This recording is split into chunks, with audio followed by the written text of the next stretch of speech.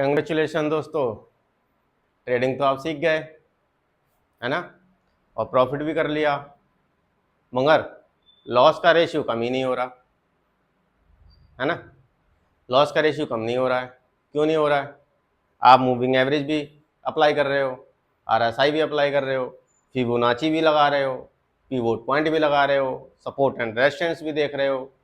ये मैं बिल्कुल पॉपुलर चीज़ें बता रहा हूँ आपको, मगर फिर भी स्टॉप लॉस हिट होने से रुक नहीं रहे, बराबर हिट हो रहे हैं, है ना।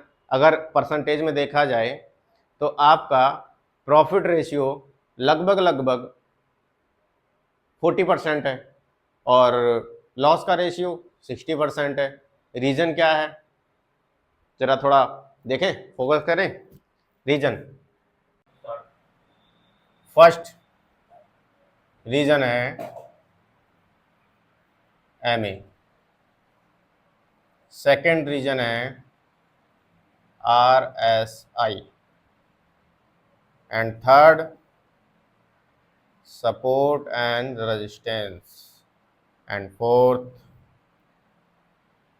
MACD, and fifth low and high, and 6 point है ब्रेकआउट, एंड 7 पॉइंट है पिवोट पॉइंट। पिवोट पॉइंट, इसको बहुत से लोग पीपी के नाम से भी जानते हैं, ठीक है, पिवोट पॉइंट। और 8 है, इन सबको हटा के कुछ लोग जो ट्रेड करते हैं वो होता है प्राइस कैंडल, ठीक है, प्राइस कैंडल। अब मैं आप लोगों को एक, ये जो टॉपिक हैं सारे, इन टॉपिकों के अंदर क्या होता है, क्योंकि कहीं ना कहीं अगर मैं बिगिनर हूं तो मैं कहीं ना कहीं से देखूंगा इंडिकेटर, और वही इंडिकेटर मैं भी अप्लाई कर दूंगा, जबकि हकीकत यह है कि उनके बारे में मुझे बहुत कुछ ज़्यादा पता नहीं होता है, मगर मैं अप्लाई करके बैठ जाता हूँ। बहुत से तो मुझे समझ में ही नहीं आते पिवट पॉइंट काम ही कैसे करता है, उधर ये लगा दिया, अरे लाइन लाइन लाइन लाइन। भैया समझो, सीखो, अगर नहीं सीखोगे तो कामयाब नहीं होगे, ठीक है। अब मैं आपको देखो एक चीज़ बताता हूँ, जैसे एमए लेता हूँ मैं, ठीक है, एमए। अब ये एमए क्या है, ये मैं आपको थोड़ा सा क्लियर कर देता हूँ। एमए एक होता है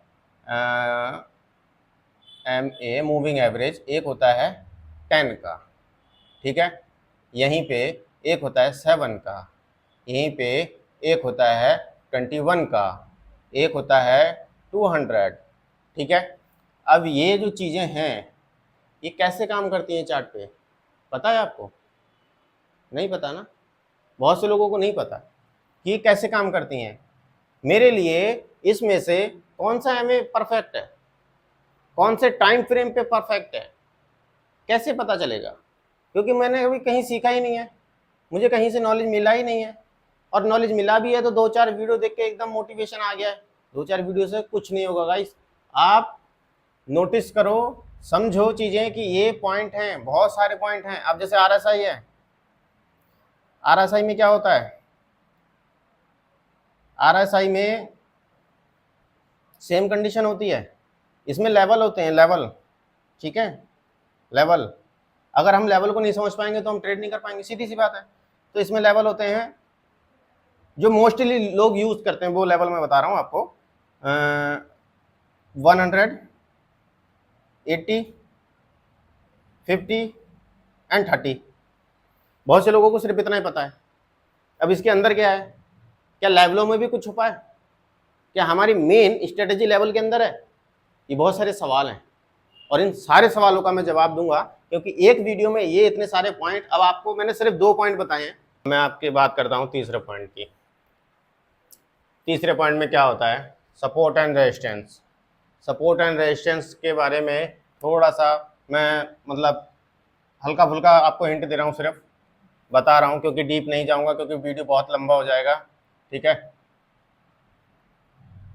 ये हो गया आपका सपोर्ट, ये सपोर्ट है, ठीक है। जिस मार्केट जो मार्केट जो है एक लेवल पे, कहीं भी एक लेवल पे बार बार आके रेस्ट करता है या वहाँ पे स्टेबल होता है, उसको हम सपोर्ट कहते हैं, ठीक है। और ये रेजिस्टेंस है, बार बार ऊपर की तरफ एक लेवल को मार्केट हिट करता है और उसके ऊपर नहीं जाता, वो रेजिस्टेंस होता है, ठीक है। ये रेजिस्टेंस हो गया। बाकी आपको इन पॉइंटों में, आपको किसी पॉइंट पर भी अगर डीप जानकारी चाहिए तो प्लीज़ आप कमेंट में बताएं, और जिस पॉइंट के ज़्यादा कमेंट होंगे मैं उस पॉइंट पे वीडियो बनाऊंगा फुल डिटेल में, ठीक है। चलो देखते हैं दोस्तों अब चौथा पॉइंट, MACD। फोर्थ पॉइंट है MACD। MACD का मतलब है मूविंग एवरेज कन्वर्जन डाइवर्जन, ठीक है। इसमें एक मूविंग एवरेज होता है जो कैंडल के साथ परफॉर्मेंस करता है, ठीक है। जैसे सपोज करिए ये चल रहा है मूविंग एवरेज, मगर इसके नीचे यहाँ पे जहाँ पे अपन RSI लगाते हैं वहीं पे एक ये नीचे साइड में बॉटम पे, आपके सिस्टम के बॉटम पे ये MACD का एक कैंडल वर्क करता है। कुछ इस तरीके से इसमें वॉल्यूम आता है, ठीक है, कुछ इस तरीके से आता है। ये छोटा भी होता है, बड़ा भी होता है, ऐसे करके, ठीक है। ये इस तरीके से वॉल्यूम होता है। आप ट्रेडिंग व्यू में देखें तो आपको मिलेगा। अब हम इसको क्या बोलते हैं, ये जो लाइन है बीच वाली, ये लाइन है कन्वर्जन डाइवर्जन वाली, ठीक है, जीरो लाइन जिसको हम बोलते हैं। तो इसके जो ऊपर हैं वॉल्यूम और नीचे हैं, मतलब ऊपर गए फिर नीचे आए, तो उस चीज़ को हम बोलते हैं कन्वर्जन एंड डाइवर्जन। और ये एक इसके ऊपर एक मूविंग एवरेज होता है, ये दोनों चीज़ें इसी के अंदर इंक्लूड होती हैं। मूविंग एवरेज कैंडल के साथ परफॉर्मेंस करता है और ये एक RSI के जैसे परफॉर्मेंस करता है, ठीक है। इसके लेवलों में हमें पता चलता है कि कौन से लेवल पे क्या होने वाला है और इसकी जो वॉल्यूम बन रहा है उस वॉल्यूम का लॉजिक क्या है, ठीक है। बाकी इस टॉपिक पे मैं कभी नेक्स्ट वीडियो में डिटेल में बात करूंगा। अभी मैं आपको सिर्फ पॉइंट टू पॉइंट बता रहा हूं क्योंकि वीडियो बहुत लंबी हो जाएगी, ठीक है गाइस। फिफ्थ पॉइंट था हमारा high to low. High to low क्या होता है? हाई टू लो जैसा कि मैंने आपको बताया था, ये आपका लो टू लो लो, ठीक है, हाई, ठीक है। अब यहाँ पे अगर ऐसे हो जाएगा तो high to high, high to high, ठीक है, ऐसे चलता रहेगा। ये लो और हाई हैं। इसमें ट्रेंड लाइन का ज़्यादा यूज़ होता है। ट्रेंड लाइन से अगर आप ट्रेड करते हो तो एक परफेक्ट पोजीशन बनाने के ज़्यादा चांस रहते हैं, ठीक है। तो उसमें आप ट्रेंड लाइन भी यूज़ कर सकते हो। अभी ट्रेंड लाइन क्या होती है?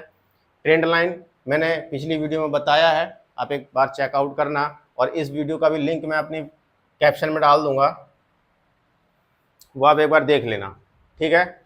आज के लिए सिर्फ इतना ही, बाकी मिलते हैं किसी नेक्स्ट वीडियो में नए टॉपिक के साथ। Okay, take care, bye bye.